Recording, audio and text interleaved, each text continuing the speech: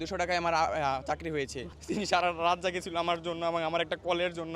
কলটা পেয়ে বাবা আলহামদুলিল্লাহ বলে খুশি কান্না করে দিয়েছিল। বাবার স্বপ্ন ছিল আমি একজন সরকারি চাকরিজীবী হব। এই মুহূর্তে আমার বাবা মার চাকরি আমার জন্য খুবই দরকার ছিল।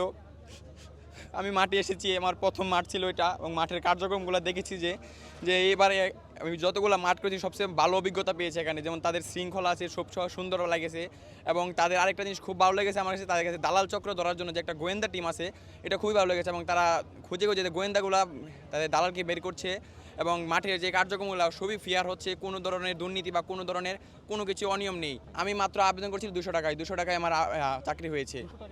জি, 200 টাকা ব্যাটালিয়নে চাকরি হয়েছে।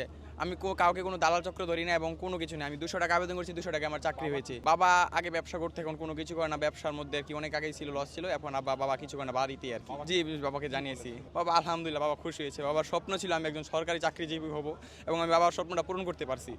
এটা হয়তো আনন্দের কান্না। বাবার যে একটা স্বপ্ন ছিল ছোটবেলা থেকে আমাকে নিয়ে, যে আমি একদিন সরকারি চাকরি করব এবং বাবাকে সেই সরকারি চাকরিটা আমি দিতে পেরেছি। এটা আমার বাবা অনেক খুশি হয়েছে এবং বাবা সারা রাত জেগেছিল আমার এই সংবাদটা শোনার জন্য। এক মুহূর্ত ঘুমায়নি। আমার বাবা খুবই অসুস্থ একজন মানুষ, তিনি সারা রাত জেগেছিল আমার জন্য এবং আমার একটা কলের জন্য। কলটা পেয়ে বাবা আলহামদুলিল্লাহ বলে খুশি কান্না করে দিয়েছিল। বাবার এই কান্না আমার সফলতার কান্না। আমি একটা কথাই বলবো সবার উদ্দেশ্যে, যে এই মাঠে আসলে কেউ দালাল চক্র ধরে আসবেন না। যার নিজের যোগ্যতায় চাকরি হবে এই মাঠে। এখানে কোনো দালালের বা কোনো কিছুই হয় না, এখন সবই ফেয়ার হয় এবং যে নিজের যোগ্যতায় টিকতে পারবে তারই চাকরি হবে। এখানে 1 পয়সা কাউকে দিতে হবে না যে তাকে 2 পয়সা দিয়ে আমার চাকরি হতে হবে বা কোনো রেফারেন্স দেবে, কোনো কিছুই না। এখানে তার নিজের যোগ্যতায় চাকরি হয়।